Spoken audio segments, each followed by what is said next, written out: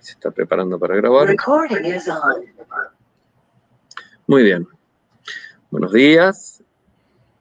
Mi nombre es Sebastián Urquijo, soy el profesor adjunto de Teorías del Aprendizaje y de Psicología Cognitiva.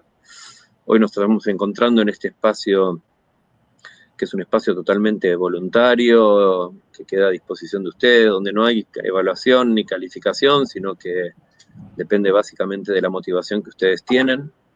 Se basa fundamentalmente en la idea del aprendizaje colaborativo.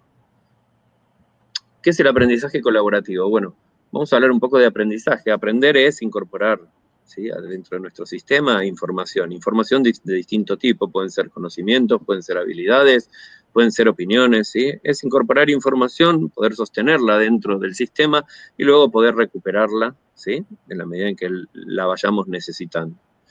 El objetivo básico de esta asignatura es tratar de proveer explicaciones que da la psicología sobre cómo se aprende, o sea, cuáles son las características particulares de las personas, básicamente. No vamos a hablar de aprendizaje animal, sino de aprendizaje humano, fundamentalmente. Cuáles son los procesos, las características y las condiciones que favorecen ese aprendizaje y cuáles son las diversas teorías, también desde un punto de vista histórico, que permiten explicar cómo los seres humanos aprenden, ¿sí? Y en función, además de saber cómo se aprende, se van diseñando diferentes estrategias sobre cómo se enseña.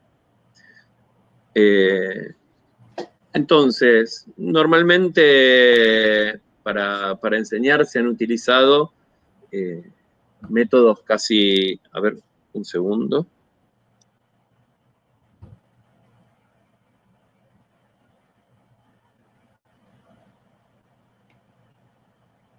Perdón, ahí estamos de nuevo. Diferentes teorías a lo largo de la historia de la psicología han tratado de explicar, ¿sí?, cómo los seres humanos aprendemos. Y básicamente, en función de cómo creen que aprendemos, también se desarrollan estrategias para poder enseñar de una manera mucho más eficiente. Empezamos casi históricamente con el conductismo. El conductismo es lo que están viendo ahora, cronológicamente de alguna manera, es una rama de la psicología que se ha dedicado específicamente al aprendizaje animal y al aprendizaje humano, y que se basaba en teorías psicológicas bastante básicas, ¿sí? Hoy en día el conductismo como tal, como una teoría que permite explicar y predecir el comportamiento de los seres humanos, ya no tiene vigencia. O sea, sabemos que el aprendizaje es mucho más complejo que una mera asociación entre estímulos y respuestas o entre respuestas y respuestas, ¿sí? Sabemos que intervienen un montón de variables, ¿sí?, no solamente contextuales, sino internas de carácter cognitivo, afectivo, motivacional, que determinan las posibilidades de aprendizaje. Una de las características básicas de lo que pensamos ahora, ¿sí?, hoy en día está, digamos, una de las teorías más vigentes sobre el aprendizaje, habla del aprendizaje autorregulado. Quiere decir que cada aprendiz o cada persona que quiere aprender es como una persona que busca activamente información que le sirve básicamente para alguna cosa, que busca esa información para aplicarla a algo, ¿sí? Por eso siempre decimos que para aprender necesitamos que la gente tenga ganas de aprender o que le sirva, o que básicamente sepa para qué le va a servir aquello que va a aprender, ¿sí? Si no tenemos motivación, generalmente el aprendizaje es mucho más débil. La idea de este aprendizaje regulado se ve básicamente en el modelo que tenemos a través del campus virtual, con este formato asincrónico, donde cada uno de ustedes se provee, digamos, o autoadministra los estímulos educativos, ¿sí? ¿Qué quiere decir? Que ve los videos, que lee el material, que responde las preguntas en el tiempo que cada uno tiene disponible o en el tiempo que cada uno puede, y va haciendo preguntas, ¿sí? Cambia mucho con respecto a modelos más tradicionales, en el cual un profesor se para delante de todos ustedes, les habla, les explica cosas, y se supone que por el hecho de que él los dice, ustedes se van a acordar y ya aprendieron.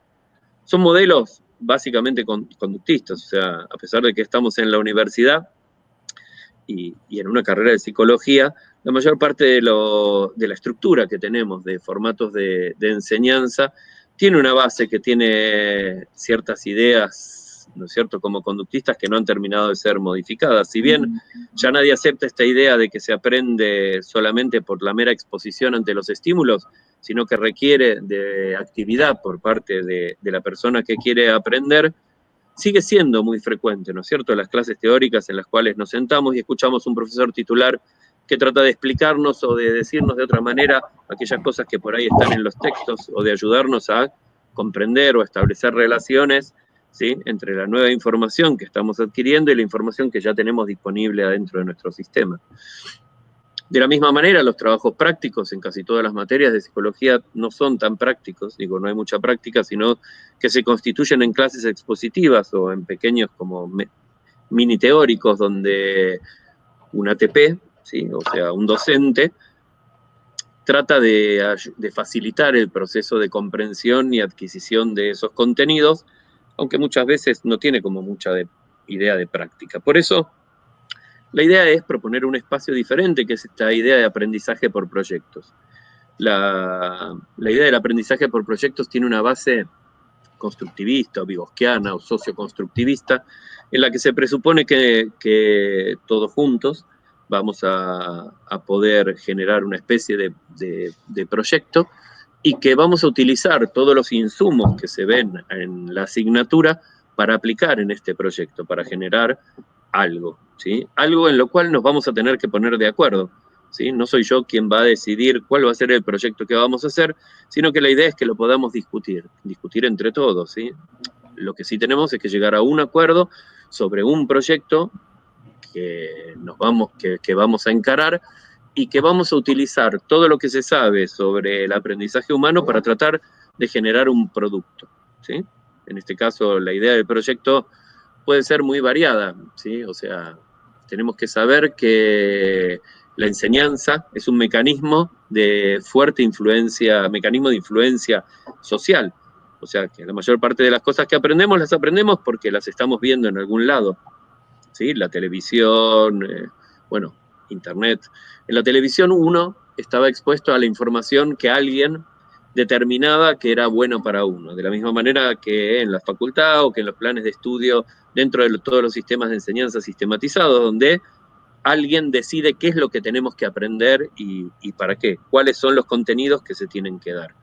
En el aprendizaje colaborativo, dentro de esta dinámica diferente, somos nosotros entre todos los que vamos a decidir para qué es lo que queremos hacer, ¿sí? A ver, se me ocurren muchísimos ejemplos de cosas que podríamos hacer sobre un proyecto. O sea, podemos pensar en, digo, la clase del teórico 3 era los efectos del COVID sobre el aprendizaje.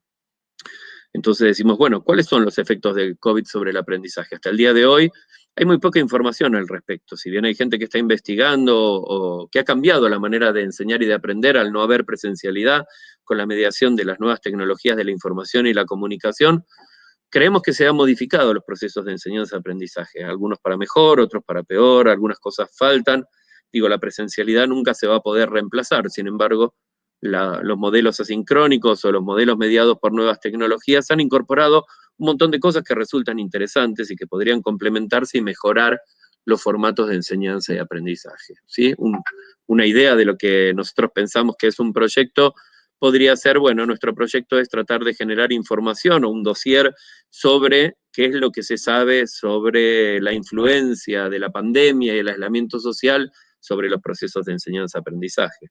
También podríamos proponernos algún otro tipo de proyectos que pudieran tener alguna clase de influencia social. O sea, podríamos llegar a encontrar un acuerdo en algún tema en el cual todos pensáramos de la misma manera o de manera semejante, como por ejemplo, no sé, de qué manera podríamos contribuir a que la gente aprenda a que debemos cuidar el medio ambiente, ¿no? Supongamos que es también como una propuesta. Entonces, empezaríamos a pensar, bueno, ¿cómo hacemos para poder enseñar de alguna manera o pretender enseñar y que la gente aprenda o adquiere información sobre cuáles son las ventajas de cuidar el medio ambiente o que aprendan a cuidarlo, ¿sí? Entonces, nosotros deberíamos tratar de diseñar, basados en las teorías del aprendizaje, estrategias, mecanismos, dispositivos que fomenten esa adquisición de conocimientos y que tuvieran un efecto particular. También Digo, podríamos tomar como proyecto el tratar de enseñar un contenido particular o de que se aprenda un contenido particular y proveer una serie de dispositivos también o mecanismos específicos y particulares que tienen base en diferentes teorías que vamos a ir viendo y que de alguna manera mejorarían la adquisición de conocimientos particulares de esta asignatura o de otra. Sinceramente, a mí se me ocurren muchísimas cosas que a mí personalmente por ahí me gustaría cambiar, pero lo importante de este espacio es que tenemos que tener un solo proyecto y en común para trabajar todos de manera colaborativa, para poder aportar y para poder tratar de generar algo, pero básicamente dentro del contexto de la asignatura el objetivo fundamental es que ustedes puedan adquirir conocimientos de estas diferentes teorías utilizándolas para algo. Entonces, cuando yo estoy pensando en que me gustaría que la gente aprendiera la importancia de cuidar el medio ambiente, tengo que leer las teorías para pensar y decir, bueno, a ver, desde el conductismo, ¿qué clase de cosas podríamos hacer o qué intervenciones resultarían efectivas o eficientes a la hora de que la gente aprendiera determinados tipos de cosas? Entonces, tengo que leer el conductismo, tengo que entenderlo para poder proponer alguna, eh, alguna actividad, ¿no es cierto?, que genere este aprendizaje. Con lo cual, estoy aprendiendo conductismo sin ponérmelo a leer directamente y a repetir como el loro, sino que trato de entenderlo para tratar de ver cómo explica y cómo predice el comportamiento y de qué manera sugiere que se deberían hacer sistemas didácticos o sistemas de enseñanza que permitieran trasladar ese contenido. Entonces, de esta manera, aprendo teorías, pero porque las necesito como insumos para realizar algún tipo de actividad. Esta es como la idea práctica, no es que yo les voy a hablar, por supuesto que sí vamos a despejar dudas y que sí de alguna manera se supone que soy la persona que tiene un conocimiento un poco más amplio sobre las teorías del aprendizaje que ustedes y puedo colaborar como activamente en esta parte, en la parte de ir discutiendo la aplicación de las diferentes teorías del aprendizaje al desarrollo de un proyecto concreto. Pero para ustedes va a ser la posibilidad de tener que leer qué es lo que dicen los conductistas o, no sé, o el aprendizaje sociocognitivo o el constructivismo o las teorías del procesamiento de la información o el aprendizaje autorregulado para pensar de qué manera conseguimos aplicarlos a nuestro proyecto particular para que tenga algún tipo de impacto o eficiencia. Entonces, la primera parte de este encuentro consistiría justamente en esto, en decir y en empezar a discutir y a pensar qué proyecto nos parece que sería relevante o interesante o cuál sería un tema sobre el cual todos tendríamos una motivación personal para tratar de cambiar algo, ¿sí? Imagínense que existen muchos modelos que cuando ustedes abren cualquier aplicación, básicamente, en su computadora, cualquier aplicación, sobre todo gratuita, ¿no es cierto? Cuando ustedes abren o redes sociales, abren Instagram o abren Facebook o abren Google, sobre el costado les suelen aparecer una serie de propagandas, de sugerencias, de información. Es como una manera de enseñar, o sea, es poner a disposición de las personas información que uno cree que puede resultarles de interés o tentadora o motivadora para que la adquieran. También son mecanismos de influencia social, o sea, imagínense que a través de estos mecanismos nosotros podemos de alguna manera, influenciar sobre lo que la gente piensa, cómo se comporta, lo que consideran bueno o malo, lo que quieren comprar o quieren vender. Digo, las teorías del aprendizaje pueden utilizarse de muchas maneras, no son ni buenas ni malas, solo son teorías. Investigar el comportamiento de los seres humanos y tratar de predecirlo implica la posibilidad, naturalmente, de poder operar sobre ello. ¿Cuál va a ser la finalidad? Puede ser con fines buenos o con fines malvados, ¿sí? Muchas veces las teorías del aprendizaje se han utilizado para modelar el comportamiento de personas, para realizar campañas políticas, por ejemplo, como la del nacionalsocialismo o el nazismo en los años 40 en Alemania, donde influían sobre las personas a través de convenciéndolos de que pasaban determinadas cosas, o como en la actualidad uno puede ver cómo la realidad es tratada de formas diferentes, o sea, un mismo hecho es interpretado de formas diferentes por diferentes actores, ¿sí? Si ponemos un canal de televisión, una cosa es buenísima y todos son buenos, y si ponemos el otro canal, esa misma cosa que era buenísima es malísima, y todo esto va generando opinión en las personas, y esa opinión es aprendida porque es adquirida a partir de información que ponen a disposición nuestra, la cual nosotros después procesamos o tomamos en cuenta, ¿sí? Entonces, una de las etapas que tendría este proyecto, si es que tienen voluntad y ganas de participar y si les parece que podría de alguna manera contribuir a su aprendizaje de las diferentes teorías del aprendizaje, sería el de tratar de ponernos de acuerdo. Para eso, en el espacio de teoría de aprendizaje por proyecto del campus, vamos a agregar una wiki. Una wiki es como un espacio donde todos podemos escribir o agregar información.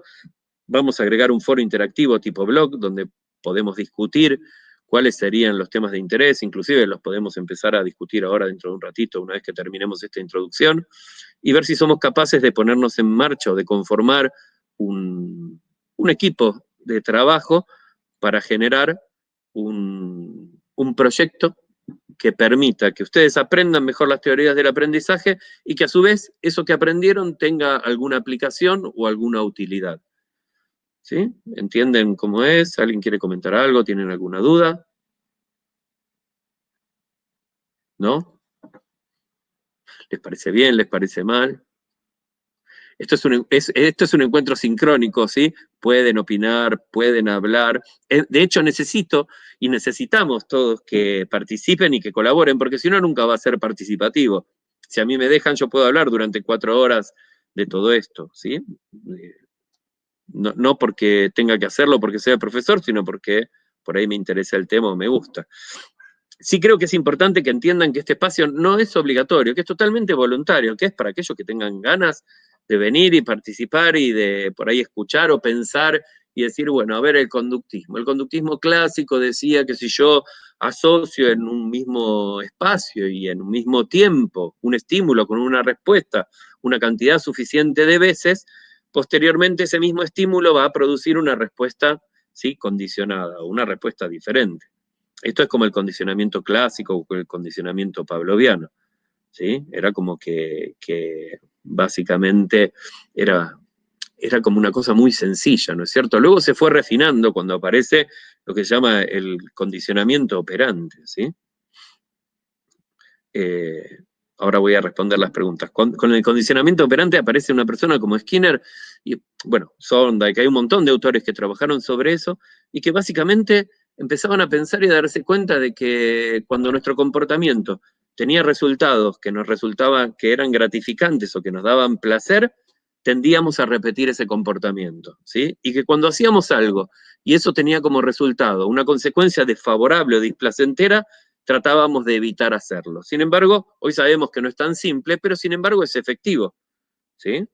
Sabemos que muchas de las publicidades que nosotros vemos o de las cosas que hacemos tienen como una base intuitiva esa, o sea, sí son intervenciones que tienen efecto, no por lo que el conductismo pensaba, o sea, no solamente por una mera asociación entre un resultado y un comportamiento, sino que es mucho más complejo. Y ya sabemos que existe la motivación, la afectividad, los procesamientos ejecutivos, la memoria, la atención, la motivación, el contexto, la calidad del material, el tipo de aprendizaje que intervienen en este proceso. Sin embargo, cuando uno quiere que una persona haga algo, suele darle un premio.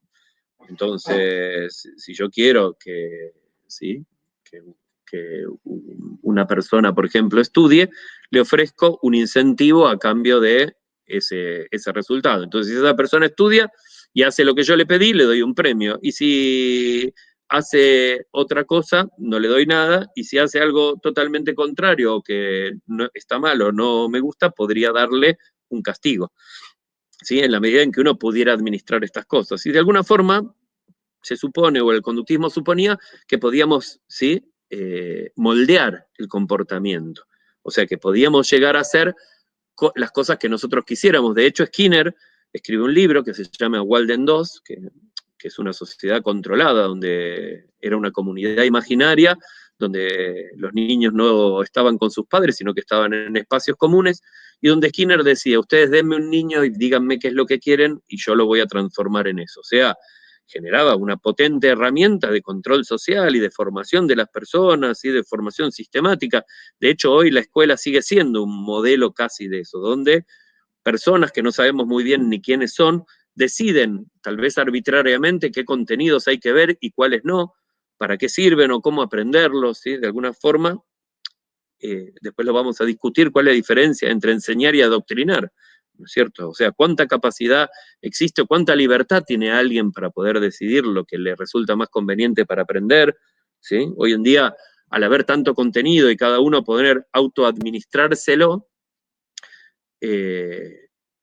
creo que no es tan importante enseñar contenido, sino que es mucho más importante enseñar estrategias para poder buscar la información y estrategias para poder decidir sobre la validez de esa información. O sea, si uno busca en Internet, por ejemplo, cuándo se va a acabar el mundo, vamos a encontrar un montón de hipótesis. Ahora, ¿cómo decidimos cuál de esa información es útil o no?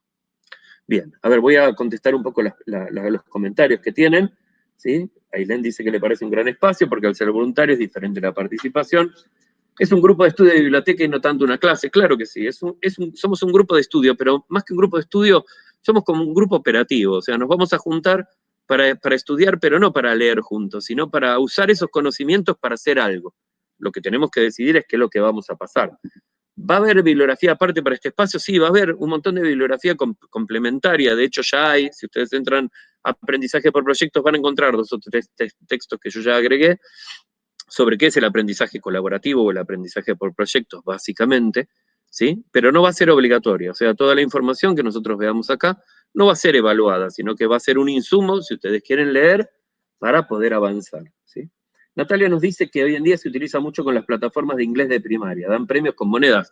Sí, si ustedes lo miran, casi todas las plataformas de enseñanza clásicas dan premios. Digo, en la escuela, inclusive en la facultad, nosotros estudiamos para que nos den una nota, y esa nota tiene que ser suficiente como para poder sacarnos una materia de encima. Y a lo mejor la materia ni nos interesa, pero la estudiamos porque para poder ser psicólogos, en nuestro caso particular, necesitamos cumplir con una serie de requisitos y el premio sería ese título, ¿sí? Entonces, de alguna manera, imagínense que lo que hacen esas escuelas de inglés y lo que hacen muchas escuelas que ya han incorporado la información o las nuevas tecnologías, lo que hacen es muchas veces darle a cada uno de los estudiantes una tablet o un acceso a través del celular donde él va, hace los ejercicios, si están bien, te da una moneda, una carita sonriente o alguna especie de refuerzo social, y si está mal, te muestra o te explica para que vos puedas aprenderlo hasta que finalmente lo haces bien. Eso se llama máquina de aprender y había sido propuesto por Skinner, no sé, hace más de 70 años y continúa hoy siendo eficiente. O sea, es como no requiere ni siquiera de supervisión. Es directamente un programa de computación que se fija. Si la respuesta es correcta, le doy un premio, supongamos, o un reconocimiento. Si la respuesta es incorrecta, le doy otra información adicional como para que pueda aprender, ¿sí? Aprender la respuesta correcta. Recuerden siempre que para el conductismo es importante enseñar las respuestas correctas. En cambio, para otros modelos, como el constructivismo, lo ideal es no enseñar la respuesta correcta, sino que la respuesta correcta la produzca el aprendiz. Bien. Sí, se utiliza mucho, sin ir más lejos, a través de las nuevas tecnologías, sí, en las plataformas de inglés. Pero piensen en la escuela normal, cuando la profesora pone un muy bien día, felicitado, una carita sonriente, o te pone una nota, o dice qué bueno que sos, o terminaste primero y te dan un premio. Digo, son formas de darles estímulos positivos o reforzadores o premios por hacer lo que les estamos pidiendo que hagan. O sea, estamos moldeando el comportamiento. Bien. Claro, bueno, acá de alguna manera estamos viendo cómo el conductismo o cómo las teorías del conductismo se utilizaban y se siguen utilizando para tratar de enseñar. O sea, estas máquinas de enseñar o estas plataformas que proveen ese feedback de manera automática, ¿sí? Nos van haciendo aprender cuál es la respuesta correcta. No sabemos si es buena o mala la respuesta, lo que sabemos es que la respuesta que el profesor quería. Es como cuando nos preparamos para dar un final. O sea, no estudiamos cualquier cosa. Pensamos, bueno, quién es el profesor, qué temas le gustan, qué le gustaría escuchar, qué puede ser motivador. Entonces vamos y le hablamos de lo que creemos que a él le gustaría escuchar o le damos las respuestas que creemos que para él son correctas, independientemente si para nosotros son las correctas o no. Creo que en esta manera diferente, ¿sí? Es que podemos darnos cuenta si las formas son correctas o no, correctas, y correctas entre comillas, o sea, si son eficientes o no, si producen los efectos que nosotros presuponemos que queremos, o sea, Si nosotros tomamos una pequeña población y hacemos algún tipo de intervención y luego de esa intervención observamos un cambio en el comportamiento, podemos decir que nuestra intervención fue eficiente o que sirvió para algo porque logró cambiar ciertos comportamientos, ¿sí? Había un ejemplo que se usaba mucho, tal vez cuando yo era más joven, que tenía que ver con la limpieza de las calles, donde la gente solía tirar, sigue soliendo tirar un montón de basura en la calle o en cualquier lugar. Sin embargo, en la Argentina eso cambió mucho, a partir de que en los jardines de infante, en la educación inicial, se insistía demasiado con todas las niñas y los niños jovencitos sobre la importancia de mantener limpio, del papel en la basura, de los residuos en su lugar o de reciclar. Y ellos después llegaban a su casa y lo repetían frente a sus familias, ¿no es cierto? Y decían, ah, no, pero eso está mal. Se va generando un mecanismo, ¿sí?, de enseñanza, digo, hasta participativa o solidaria, a partir de enseñar a lo que se llaman agentes multiplicadores, ¿sí? Bien. A ver, ¿es una buena idea? ¿Permite aprender de otra forma? Sí, por supuesto, creo que sí, que permite aprender de una forma mucho más interesante. Es como decir, ¿cómo hacemos para enseñarle a chicos que hoy en día viven en el basural y no tienen para comer y apenas subsisten, enseñarles inglés? Digo, no hay ninguna motivación, no hay ningún interés, es como una tarea casi absurda porque tampoco les va a servir. Digo, hay cosas mucho más importantes que tienen que aprender, como, no sé, cómo poder hacer una huerta o generar su propia alimentación, o cómo tener cuidados de salud antes que enseñarles inglés. Sin embargo, en otros contextos, enseñar inglés es importante. ¿Por qué? Porque la mayor parte de la información aparece en inglés. Ahora, yo ya no sé si enseñar inglés resulta tan bueno, porque hay tantos traductores. Uno pone directamente el teléfono con la opción traducir, se lo pone adelante a otra persona y uno ya está escuchando en su propia lengua lo que necesitaba. Lógicamente que dominar un idioma es una sensación interesante para uno, poder hablar en otra lengua también es interesante, pero ya no resulta imprescindible como antes, cuando si uno no hablaba en inglés, se perdía de un montón de información o un montón de contenidos. Creo que esto está bueno de saber. Entonces, sí vamos a aprovechar y una vez que definamos cuál va a ser nuestro proyecto, vamos a ir revisando las diferentes teorías que vamos a ir viendo y pensando en cómo podrían contribuir o de qué manera contribuirían a nuestro proyecto para hacerlo un poco más eficiente o para tratar de lograr el objetivo que nos propongamos. Que el proyecto puede ser muy variado, como les decía al principio, puede ser un proyecto en el cual nos proponemos generar un efecto particular en una determinada porción de la población o reducida o lo que sea, o sencillamente puede ser generar un repositorio, un espacio de información donde la gente puede acudir, venir y buscar información que le resulta relevante sobre algún tema interesante, como por ejemplo decíamos, bueno, ¿cuáles fueron los efectos del COVID, de la pandemia y del aislamiento sobre los procesos de aprendizaje? Algo que hoy en día se está investigando, ¿sí? Bien. A veces si la respuesta es incorrecta, te atrasa a lugares, dice Natalia. Sí, a veces la respuesta incorrecta te atrasa o hace que no saques la calificación. Ahora, las respuestas incorrectas suelen ser lo que llamamos creatividad, o sea, si no existieran respuestas incorrectas, siempre seguiríamos haciendo lo mismo. La posibilidad de crecer, de innovar y de crear depende de la capacidad que tenemos a veces de responder algo diferente a lo que la gente espera, ¿sí? Es justamente como este espacio. Digo, yo también estoy acá aprendiendo. Quiero aprender de ustedes, quiero saber qué es lo que piensan, cómo piensan. Digo, por más que yo sepa muchas teorías del aprendizaje, eso no quiere decir que sea capaz de poder hacer algo que funcione. Creo que entre todos, donde cada uno pone, digamos, a disposición de este grupo colaborativo sus diferentes habilidades y conocimientos, hace que sea muchísimo más potente porque aprendemos de las personas que participan de nuestro proyecto, además de traer información teórica. Entonces, sobre si es buena la información correcta o incorrecta, yo creo que a veces uno debería tratar de proveer. Imagínense que yo les hago una pregunta y que ustedes tienen que completarla dentro de una de estas máquinas. Entonces hay una serie de opciones. Si ustedes contestan de forma incorrecta, yo podría restarles centésimas, como es en las pruebas de multiple choice. Sin embargo, mi idea no es penalizar, sino que mi intención es la de que ustedes aprendan. Entonces, ¿cómo hago para que aprendan? Y bueno, si respondieron equivocadamente, les diría, mirá, no, la teoría de fulano y tal dice tal cosa en función de estos conocimientos, y uno tendría la posibilidad de volver a responder y va a decir, ah, sí, bueno, entonces uno se supone que aprendió. ¿Aprendió? Aprendió no en el sentido de valor, de qué bueno que aprendió, sino que adquirió información que le permite responder de manera particular a una determinada situación. Bien. Acá, Constanza dice que en un súper, con el fin de que la gente guarde los carritos cuando se iba, habían puesto un arco por donde había que pasar los carritos cuando se terminaban de usar y daba puntaje según la velocidad con la que lo tiraban. Y después canjeaban los puntos. Claro que sí. Y es una idea buenísima. Genera que no los tengan que ordenar otras personas, sino que se autoordenen. De hecho, había una un poco graciosa, no sé si miran a veces los programas del Discovery Channel sobre problemas de mente o esas cosas, donde generalmente los varones cuando van al baño a orinar en el mingitorio orinan en cualquier lugar. Entonces a alguien se le ocurrió poner como una especie de blanco adentro del mingitorio y descubrieron que solamente poniendo ese blanco la cantidad de personas que orinaba fuera del mingitorio era muchísimo menor. O sea, se les estaba enseñando de alguna manera a hacer pis a donde había que hacer pis. ¿Entienden? Y eso funcionaba. ¿Por qué? ¿Y por qué la motivación? Porque la gente probablemente ya jugaba y quería dar en el blanco, digamos, y entonces se direccionaba la forma en la cual iban al baño. Hay un montón de ejemplos de estos condicionamientos, o sea, se nos van condicionando particularmente. A ver, según mi opinión, siempre es un disvalor utilizar prácticas conductistas para enseñar. No, de ninguna manera. Yo digo, muchas prácticas conductistas o formas siguen siendo altamente eficientes, no solamente para cambiar, sino dentro de un contexto terapéutico para poder ayudar a la gente a cambiar.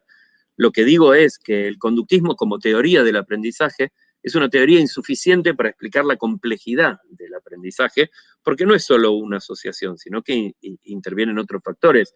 Yo creo que para enseñar se deben utilizar todas las prácticas que resultan eficientes. Me parece que no se debe criticar de antemano o tener prejuicios que impiden de alguna forma adquirir nuevas herramientas que son eficientes. O sea, cuando uno trabaja en la teoría o cuando uno está haciendo teoría, todo tiene que tener una coherencia. Ahora, cuando uno trabaja en la práctica y trata de resolver problemas puntuales, uno utiliza diferentes herramientas que resultan eficientes independientemente de que teóricamente sean coherentes o que sean semejantes. Entonces, yo creo que las prácticas conductistas son eficientes, claro que sí, ¿sí? Funcionan. Creo que todas las prácticas de enseñar, ¿sí? Tienen algo importante para que la gente pueda aprender. Es más, creo que la posibilidad de presentar diferentes formas de enseñar, como estamos haciendo ahora, o sea, dentro de esta cursada ustedes pueden tener casi la forma conductista de la máquina de aprender. Van, responden una guía que alguien ya les dio, contestan las cosas que dice en el texto, van al ejercicio de autoevaluación, responden la respuesta correcta y se supone que ya aprendieron y después dan un parcial y se sacaron la materia de encima. No es conductista, pero tiene un olor conductista y tiene un montón de estrategias conductistas. En cambio, también pueden participar de esta experiencia y aprender de una manera diferente. La gracia es esa, es que no se aprende de una única manera, sino que hay muchas formas de poder aprender y por lo tanto también hay diferentes maneras de promover ese aprendizaje, facilitar ese aprendizaje o enseñar esos contenidos dependiendo de la teoría donde uno se quiera posicionar. ¿Sí? Bien. Acá Agustina nos dice que es una forma de moldear la conducta. He visto que un grupo de investigadores, para que la gente use las escaleras y no las automáticas, las modificaron como si fueran un piano. Entonces, cada vez que iban por las escaleras sonaba una canción. Al sacar la intervención, la gente seguía usando esas escaleras. Por supuesto, porque era mucho más divertido. O sea, cuando hay algún estímulo, cuando hay algo que nos estimula, digo, que nos llama la atención, que nos motiva, que nos gusta, que nos hacen bien, tenemos una tendencia a repetir ese tipo de cosas. Acá Paz nos dice que leyó de un caso en un jardín de infantes a que los padres llegaban tarde a buscar a los hijos, así que les pusieron multas. Pero en vez de mejorar, la gente llegaba más tarde porque se liberaba de la presión social de estar llegando tarde. Ahí intervendrían más factores que los refuerzos. En realidad, todas las teorías conductistas, luego de plantear esto de que si uno ponía un castigo se eliminaban las conductas no deseables, se descubrió de que el castigo no tiene valor de aprendizaje. O sea que castigando no logramos que alguien aprenda algo interesante, sino que se producen conductas aleatorias. Por eso la cárcel no funciona como un sistema de aprendizaje correctivo, por eso castigar a alguien no hace que aprenda, sino que genere otro tipo de comportamientos como la huida o esperar a que uno no esté para hacer el doble de lo que estaba mal. Digo, la única forma que aceptaban los conductistas en sus últimas formulaciones es que solo se aprende a través del reforzamiento positivo y no del castigo. O sea que el castigo no era una manera interesante de aprender. ¿Sí? A veces uno va a otros lugares del mundo y dice, no, Estados Unidos, por ejemplo, qué limpios que son, qué ordenado que es el tránsito. Claro, pero porque si uno tira un papel en el piso o si uno incumple una norma de tránsito, rápidamente uno tiene efectivamente un castigo o una multa. Entonces la gente trata de evitarlos. Ahora, también hay gente que coloca dispositivos en sus autos para eludir los radares y poder ir siempre a 200. Y digo, no hace que el comportamiento se vuelva bueno, sino que la gente a veces se estimule en encontrar formas de poder evitar esos castigos y seguir haciendo lo que les gustaba haciendo. Y a veces tampoco funciona, imagínense un adolescente, ¿qué pasa ahora jugando a la PlayStation, por ejemplo, que es como un problema clásico que llega al consultorio? No, sí, mi hijo se pasa el día frente a los jueguitos y no estudia, y bueno, y entonces yo le saqué la Play, le saco todo, y a pesar de eso, ahora no hace nada, tampoco estudia. O sea, uno va descubriendo que a través del castigo no se moldea el comportamiento, que castigar no es la solución. Creo que crear consensos sobre los beneficios que puede tener un determinado tipo de comportamiento es muchísimo más interesante, ¿no es cierto? Ahí Roxana nos dice que todas las... A ver, ¿alguien habló? Sí. Danesa, creo que es un ejemplo de... No se escucha nada, se escucha todo entrecortado. Si querés por ahí escribirlo. Dale. Sí, porque sale todo entrecortado. Depende de la conexión por ahí que cada uno tenga. Es una pena, ¿no es cierto? Para que sea todavía un poco más interactivo. Ya le vamos a encontrar la vuelta de poder hacerlo y de que funcione por ahí un poco mejor. Bueno, Roxana decía, todas las teorías y herramientas son válidas para aprender. Todas las teorías dicen algo. O sea, una teoría en realidad, a ver, primero es mi posición personal con respecto a la psicología, es que la psicología es una ciencia básica. Es básica ¿por qué? Porque es una ciencia que trata de explicar y predecir el comportamiento de las personas. El comportamiento humano, ¿no es cierto? La psicología humana. Entonces, vamos generando teorías en función de las cosas que conocemos sobre comportamiento, vamos generando teorías que tratan de explicarla y predecirla hasta que llega un momento donde esa teoría se vuelve insuficiente para explicar la complejidad del comportamiento humano y se produce como un cambio de paradigma. Recuerdan, ¿no es cierto? Esto de la revolución de los paradigmas, Kuhn y todas esas cosas, núcleos duros, Lakatos, vamos a ver todas esas cosas. En realidad funciona así. Entonces, los conductistas tenían una teoría que permitía predecir el comportamiento de la gente. Entonces, de acuerdo a esa teoría, utilizaban herramientas basadas en esa teoría, las aplicaban y los resultados eran los que la teoría predecía. Sin embargo, como con lo del castigo, llegó un momento donde se dieron cuenta que por más que castigaban, la gente seguía haciendo, ¿sí? Seguía haciendo las cosas que uno no quería. ¿Sí? Entonces, era necesaria una teoría que explicara qué es lo que pasó. Hoy en día tenemos teorías terriblemente complejas. Creo que la del aprendizaje autorregulado sigue siendo una de las más interesantes. A ver, Ailén dice, por ejemplo, ¿no sería más eficiente que en vez de sacarle la Play al chico, se la dejen usar como recompensa luego de hacer sus tareas escolares? Por supuesto. No hay duda de que sí. Es como que uno debe redefinir las cosas, ¿sí? Exacto, la diferencia a veces es muy sutil. Imagínense que un chico puede mirar la televisión, usar el celular, jugar a la Play o hacer todas estas cosas sin tener que ejecutar ningún tipo de comportamiento. O sea, los tiene porque los tiene y porque se los dieron. Entonces, si uno se los quita es siempre un castigo. Ahora, si nosotros arrancamos y decimos, mira, vos sabés qué, no tenés nada. Todas tus cosas son todas mías. Y para poder usarlas necesitas hacer cosas. Entonces, si vos estudiás, podés jugar a la Play. Si vos traés buenas calificaciones, podés tener un celular. Si vos usás responsablemente un celular, podés seguir usándolo. Entonces, yo no pongo un castigo, es sencillamente, cuando viene y me dice, ay, hoy puedo jugar a la Play, y no sé, ¿trajiste buenas notas? Sí, acá están. Bueno, entonces sí podés. Digo, no soy yo el que lo administra, sino que él sabe que tiene acceso a determinados tipos de beneficios si cumple con determinadas pautas. Entonces, claro que sí, lo que está planteando Ailén es la manera correcta de utilizar las recompensas dentro del conductismo, donde lo que promovemos son determinados tipos de respuestas y esas respuestas generan beneficios. Imagínense que nosotros nos movemos así en la realidad. Ninguna de ustedes hace algo si no es a cambio de alguna cosa. Piensen y vean si se les ocurre alguna especie de ejemplo en la cual sean capaces de hacer cosas por nada, por la nada misma. En realidad, empezamos a darnos cuenta de que no, de que siempre estamos haciendo algo porque queremos algo, ¿sí? O sea, nos manejamos por la ley del mínimo esfuerzo, o sea, no hacemos cosas por nada, hacemos cosas con algún tipo de intencionalidad o buscando algún tipo de recompensa o de beneficio. Solo cuando es por propio placer hacemos algo sin recompensa, creo. Bueno, el propio placer es una gran recompensa. Digo, no tenemos que pensar que si yo siento placer, ya estoy recompensado. Si yo estoy haciendo algo que me gusta y me hace sentir bien, porque genera una sensación subjetiva de felicidad, es una gran recompensa, ¿sí? O sea, no es que no lo haga por nada. Cuando uno piensa en recompensa, no debe pensar solamente en estímulos materiales, sino que uno tiene que pensar en un montón de otras cosas, como el placer, como la felicidad, como el reconocimiento social, como, no sé, como además de por ahí las cosas materiales. Y aparte así se enseña a hacerse responsable. Si hago bien o cumplo con mis cosas, puedo disfrutar de otras. Eso es un principio viejo del conductismo, que decía, bueno, ¿querés comer postre? Primero tenés que tomarte la sopa. Entonces, primero hay que hacer las cosas que no nos gustan para poder acceder a cosas que sí nos gustan.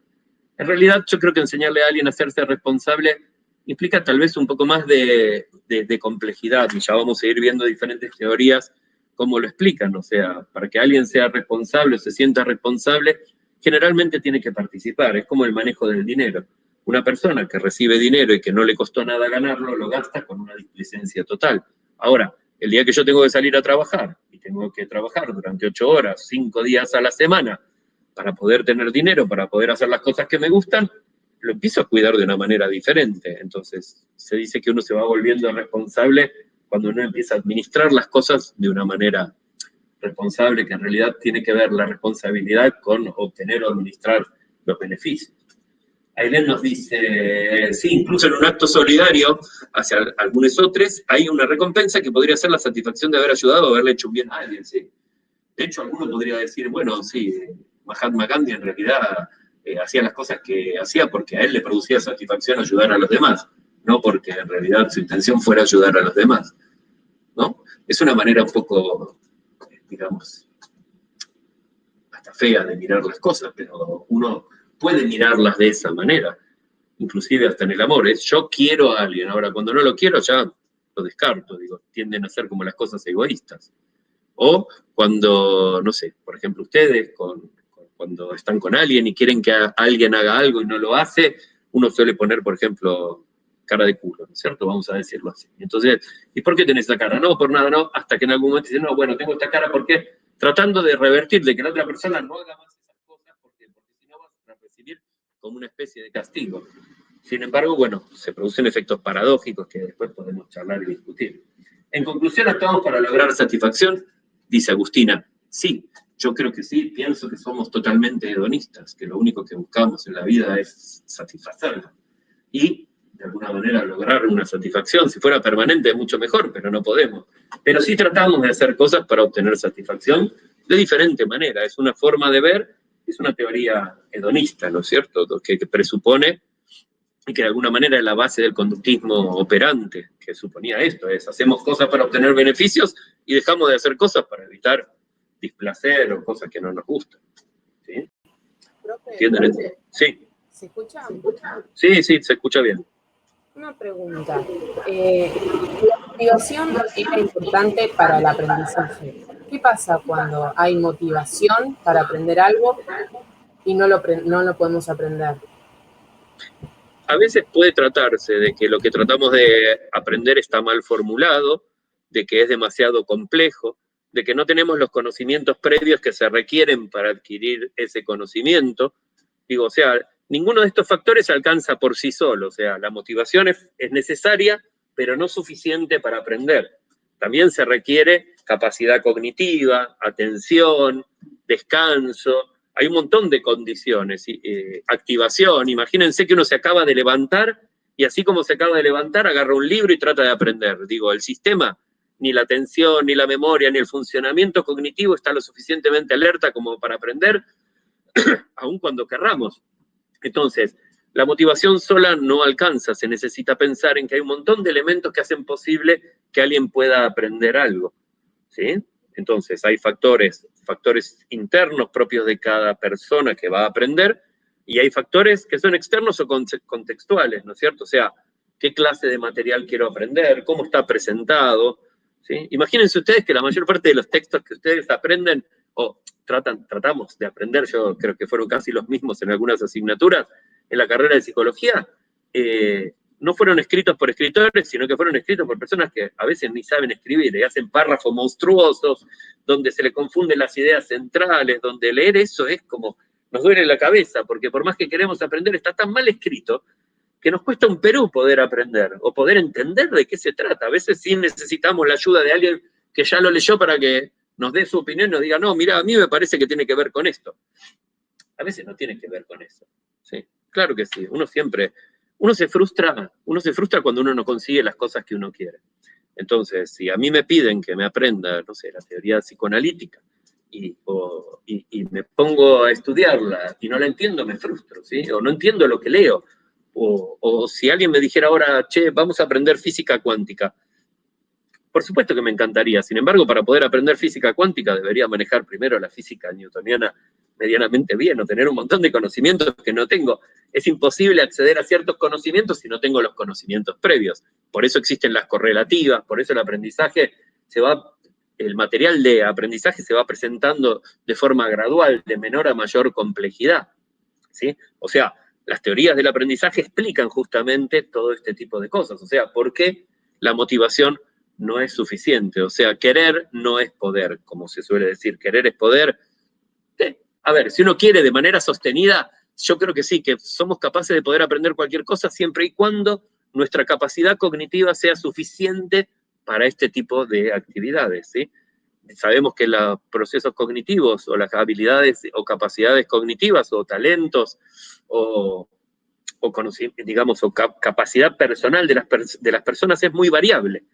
Entonces, si hay algunos que aprenden rapidísimo y que piensan rapidísimo y tienen una memoria de elefante y prestan una atención y se concentran, y hay otras personas que tienen poca memoria inmediata o poca memoria de trabajo, o que tienen dificultades para concentrar la atención y para poder recordar cosas o para mantenerse atentos. Imagínense que para que entre información al sistema y yo la pueda guardar, tengo que prestarle atención. Si yo no le presto atención, prácticamente va a ser poder imposible aprender, inclusive dentro del conductismo. En el conductismo hablaban de lo que se llamaba el reflejo de orientación. El reflejo de orientación era un golpe, un ruido muy fuerte que captaba la atención del organismo, entonces ahí uno prestaba atención. Cuando yo ya tenía la atención, ahí sí le podía mandar información para que se le meta en la cabeza, vamos a decirlo en estos términos. Entonces se supone que yo estaba enseñando y la otra persona estaba aprendiendo. Ahora, si no me prestan atención, ¿qué van a aprender? Si no están escuchando, digo, esa información entra a veces de manera subconsciente en el sistema, pero no es procesada de manera activa y el aprendizaje es diferente, ¿sí? Entonces, aprender es un proceso terriblemente complejo, digo, intervienen muchísimas variables, no hay que quedarse con eso a veces que alguien que dice, no, este chico no aprende porque los padres se separaron, no, este chico no aprende porque tiene un déficit de atención. Pues, hay chicos que tienen déficit de atención y aprenden igual, y hay chicos que tienen padres separados y aprenden igual. Digo, hoy en día, ¿quién no tiene padres separados? Bueno, la mayoría, pero cuando yo era joven, digo, las familias se mantenían unidas siempre a pesar de todo, entonces tener padres separados era casi como una tragedia. Y se pensaba que eso generaba una dificultad terrible como para poder aprender. Y digo, no, a ver, a veces puede ser un obstáculo para aprender, pero no siempre y no de la misma manera y no en todas las personas, ¿sí? Ahí Roxana nos dice que le pasó que le costó mucho el primer año de la carrera, pero las materias segundo y tercero le costaron menos. Y uno podría preguntarse y decir, bueno, ¿por qué le costaron menos? ¿No es cierto? Uno podría poner una hipótesis. Yo diría, y las carreras de primer año, primero que uno ya todavía no tiene el ritmo de la facultad. Segundo, que uno todavía no tiene grupos de amigos con quienes, o de compañeros para poder juntarse y poder estudiar en grupo. Por otro lado, porque las materias de primer año son tan inespecíficas y tan generales, sí, filosofía, epistemología, antropología, un montón de cosas que no parecen psicología, pero que luego resultan insumos interesantes, pero uno lo integra después. A medida que uno va avanzando en la carrera, uno se va acostumbrando a la dinámica del estudio universitario, de las cosas que piden, resulta más fácil. Uno ya tiene algunos contenidos básicos que hacen que sea más fácil adquirir esa información. Uno, digamos, va viendo o ya empieza a pensar o a entender qué es la psicología, ¿sí? Acá Rocío nos dice, quizás fue gracias a un aprendizaje de la dinámica facultativa que en el primer año todavía no la entendemos tanto. Yo creo que sí. A ver, yo diría, a mí me parece que sí, que no hay dudas de que eso sería una de las muchísimas razones por las cuales a muchas personas, porque no a todos, les cuesta igual. ¿sí? Las técnicas de estudio que antes no servían, ahora ya no, y hay que encontrar esa nueva forma de estudio. Y sí, muchos tienen formas de estudio del secundario, donde en realidad muchos docentes de secundario pretenden que uno lea un texto y luego lo repita como el loro, lo cual es un proceso conductista y de memoria, no implica aprendizaje, comprensión, aceptación, un montón de factores que tienen que ver con aprender, sino que implican solamente que uno es capaz de poder memorizar y repetir determinadas cosas. Y cuando uno llega a la facultad, no vamos a decir que no, pero hay muchas materias en las cuales repetir como el loro es una buena estrategia y hay otras en las cuales no. Hay sistemas de evaluación en los cuales repetir está bien y hay sistemas de evaluación en los cuales repetir no nos sirve porque nos obligan a pensar. ¿Sí? Entonces, tampoco muchos tuvieron formación en técnicas de estudio. ¿Sí? De hecho, nosotros trabajamos sobre este aprendizaje autorregulado y el aprendizaje autorregulado implica también pensar en cuáles son las estrategias de aprendizaje que uno utiliza. Y hay estrategias de procesamiento de información, hay estrategias emocionales, hay estrategias sociales que tienen que ver con aprender. ¿Sí? Es como decir, para meter contenido adentro, uno lee solo. Generalmente me meto contenido. Ahora después está bueno juntarme con otros para discutir, para charlar, para ver si lo que yo pienso es lo mismo que piensan otros. Digo, ese aprendizaje o esa instancia compartida también forma parte de este proceso de aprendizaje. ¿Qué atrasado está el sistema educativo en las escuelas? Sí, terriblemente. Digo, las escuelas siguen utilizando mecanismos, mecánicas y dinámicas que hoy no resultan. Que uno puede decir, yo pienso que más allá de la desgracia que implica esta pandemia o esta situación extraordinaria, ha obligado a todos los docentes de todos los niveles a repensar su práctica educativa, a empezar a pensar en cómo se aprende, para qué se aprende, qué se debería aprender. Creo que sí va a traer consecuencias positivas para los sistemas educativos, aunque tenemos que ver, ¿sí? Puede fallar, como decía Tuzam, yo creo que sí ha llevado a que todos empecemos a cuestionarnos de manera sistemática cuál es el valor o la utilidad. Y entonces decir, si vamos a formar psicólogos, en el caso, ¿no es cierto?, que nos ocupa ahora, ¿deberíamos darles un montón de teorías o deberíamos enseñarle a utilizar esas teorías para determinadas cosas? Yo creo que ambas, porque si nosotros pensamos que la psicología es una disciplina científica básica y aplicada, o sea, por un lado genera conocimiento sobre explicando y prediciendo cómo se comportan las personas, y por el otro lado utiliza ese conocimiento para generar intervenciones que producen cambios en ese comportamiento. Entonces, estamos obligados, ¿sí?, a generar teorías y a derivar de esas teorías actividades para poder generar esas cuestiones. Ahí, Ailén dice que le costó muchísimo sostener la atención por más de una hora en una clase o en un texto. Y hoy por hoy una clase de una hora me parece muy corta. Ha mejorado muchísimo su atención. Depende de la clase de una hora. Hay clases de una hora que se pasan volando y hay clases de una hora que son interminables. Hay profesores que se ponen adelante del Zoom ahora y se ponen, hola, ¿qué tal? ¿Cómo les va? Mi nombre es Sebastián, yo les voy a enseñar. Imaginen cuánto les puede durar la atención en una situación así. Ahora, si hay un PowerPoint, si hay interacción, si la gente charla, si el tono cambia, si se producen otras cosas, la atención se sostiene. Entonces, ¿qué necesitamos? Que para aprender es importante la atención, entonces tenemos que saber cómo funciona la atención. ¿Y cómo funciona la atención? Y bueno, hay un montón de teorías que vamos a ver en psicología cognitiva de cómo funciona la atención. Entonces, si sabemos cómo funciona la atención, podemos pensar en instancias, en dispositivos, en instrumentos o en estrategias que tengan en cuenta cuánto dura la atención o cuáles son los elementos que permiten sostener la atención de alguien. ¿Entienden? Entonces, eso es como casi fundamental. Cuanto más sabemos de nuestro sistema cognitivo, más fácil o tenemos más elementos o más herramientas para poder generar nuevas instancias de enseñanza y de aprendizaje. Bien.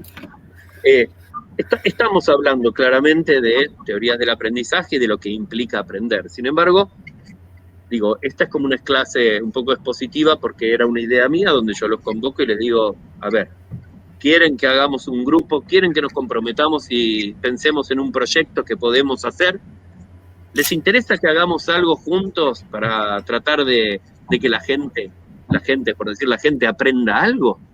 ¿Se les ocurre que podemos trabajar mancomunadamente durante 2 meses aproximadamente, juntándonos una vez por semana, al menos una hora, para hacer un pequeño proyecto? Que puede servir o no, después vemos si sirve, pero digo, además de aprender teorías del aprendizaje, este lugar nos podría servir a nosotros para hacer algo que sirva, como para decir, bueno, no sé, por ejemplo, hay una ley que se llama la Ley Micaela, por la cual todos los funcionarios públicos y todas las personas del gobierno y todos los estudiantes y docentes de universidades tienen que adquirir una serie de contenidos sobre la violencia de género.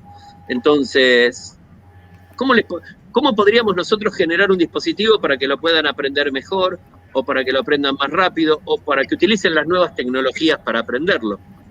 Piensen que una experiencia que hicimos una vez, que la hicimos en una PEP, que era una especie de aprendizaje colaborativo, hace 3 años, en el 2017, empezamos a trabajar con PEP sobre armar una plataforma virtual para el aprendizaje de la materia.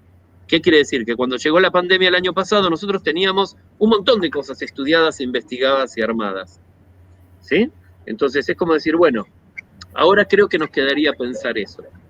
Entonces, yo creo que una tarea que podríamos darnos para el jueves de la semana que viene es que ustedes miren un poco lo de material, o se investiguen o busquen sobre aprendizaje colaborativo, sobre aprendizaje por proyectos, y que cada uno piense en algún tema y lo ponga en un foro. Yo acabo de habilitar un foro con el formato de blog, en el espacio de aprendizaje por proyectos, donde podemos empezar a discutir, ¿sí? A ver qué nos interesaría hacer. Y por el otro lado, también voy a habilitar una wiki, que es un lugar donde todos pueden participar y pueden encontrar un artículo interesante, o quiero compartir esto, o pueden escribir y poner una opinión. Es como, vamos a empezar a construir algo, ¿sí?, que sea colaborativo, algo que salga de un espíritu grupal. Digo, somos 29 o 30, probablemente seamos los que seamos, probablemente se incorpore alguien más, no importa, somos un grupo abierto, no nos importa que la gente venga a colaborar o a ayudar, queremos hacer algo en conjunto, queremos tratar de hacerlo bien. Ahora, lo que nos falta es, ¿qué hacemos? Podemos, no sé, generar, como ya les decía, un producto que sirva para que se aprenda algo, un lugar con información para que la gente pueda ir y buscarla, un programa de intervención o una intervención que produzca un efecto y que haga que la gente aprenda algo que nosotros creemos que está bueno, ¿sí? A lo mejor lo que nosotros creemos que está bueno no está bueno para otros, también tenemos que preguntarnos ese tipo de cosas, ¿sí? No sé, hay temas actuales. Al principio, cuando yo pensaba en esto, decía, bueno, a principios de este año fue como muy importante este problema, muy preocupante, el problema de la violencia de género, de por qué los hombres están matando a sus mujeres, ¿no es cierto? Por decirlo de alguna manera, o por qué las maltratan, y cómo hacemos, o qué podríamos hacer nosotros para tratar de que eso disminuya. ¿Podemos hacer algo o no podemos hacer nada? ¿Es posible educar, enseñar, formar?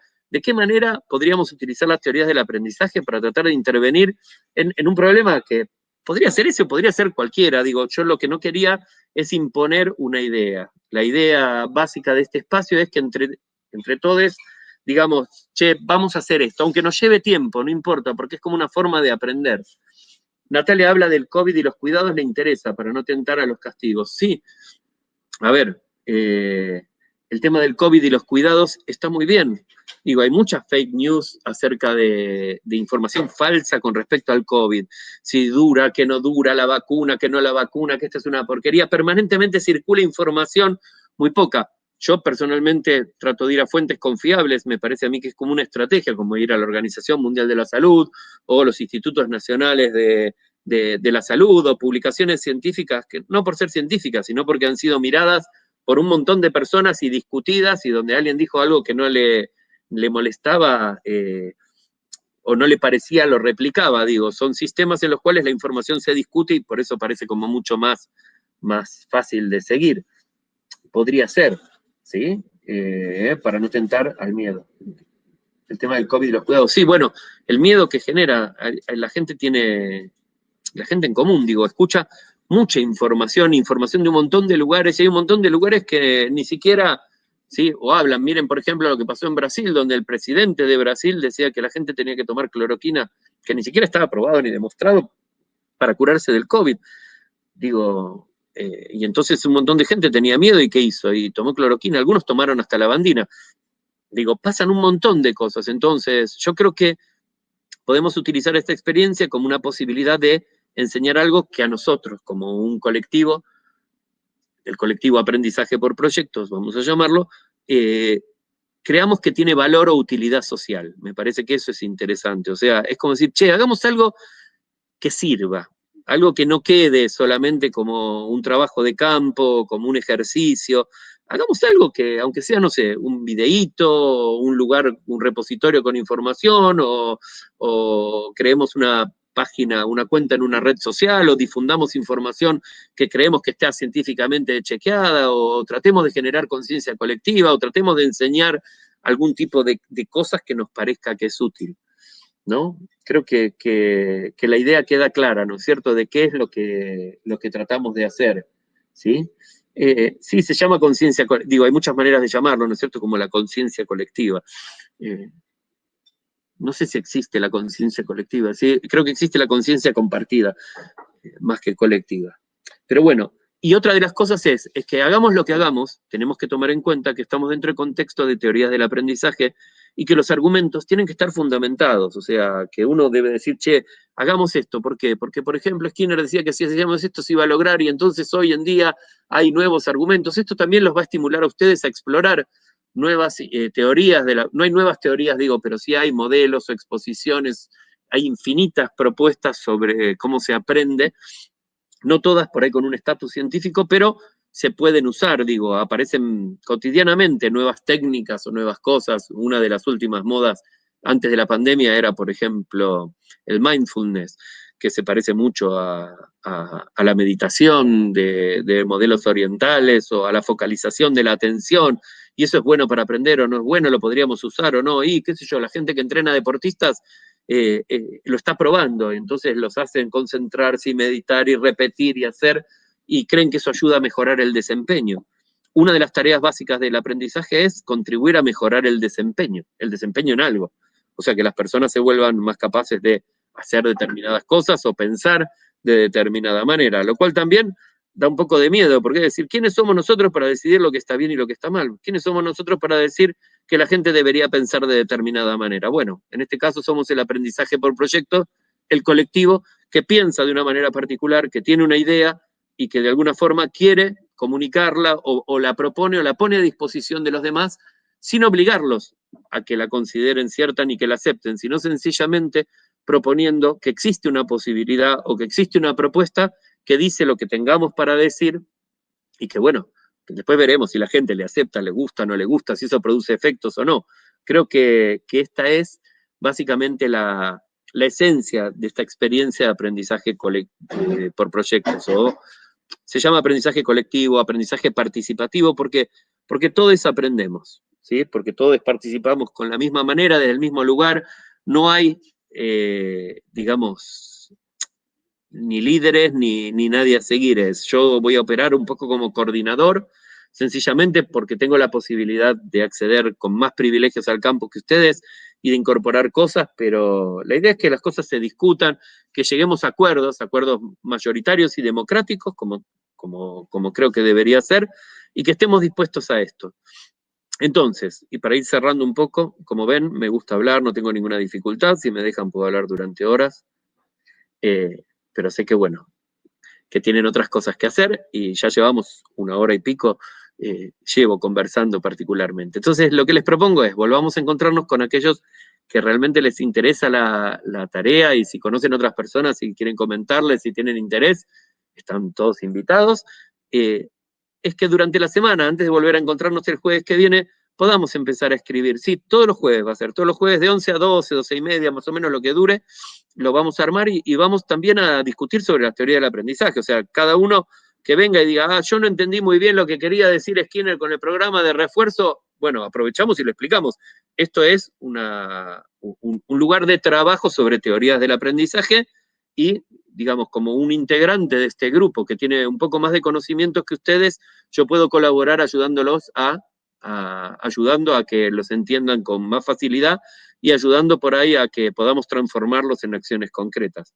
Pero es importante que piensen en lo que estuve hablando yo, digo, y algunos de ustedes estuvieron participando, en cuáles serían los temas, y propongámoslos en este foro, y veamos a ver si somos capaces de para el jueves que viene tener una idea para poder empezar a delinear un proyecto. Y también si encuentran cosas interesantes, las pueden poner adentro de ese espacio que es una wiki, pero que van a poder ver, a ver, ya les digo, en el Psicocampus, lo van a poder ver como proyecto, que tiene un lapicito, ¿sí? Ahí yo le voy a poner al lado que eso es el wiki, donde cada uno puede escribir todo lo que quiera. Bueno, ¿quieren comentar algo, decir algo antes de que nos vayamos? ¿No? Bueno, muy bien entonces. Agradezco mucho que hayan venido, que hayan participado, y bueno, y que tengan ganas de participar por ahí de este espacio, y que tengan ganas también de que podamos ser capaces de hacer algo que sirva para algo, y no quedarnos solamente con aprender teorías del aprendizaje. Así que bueno, encantado de conocerles a todos, y nos vemos el jueves que viene, ¿sí? Muchas gracias, y voy a terminar la grabación. Gracias. No, por favor, gracias a ustedes por estar acá.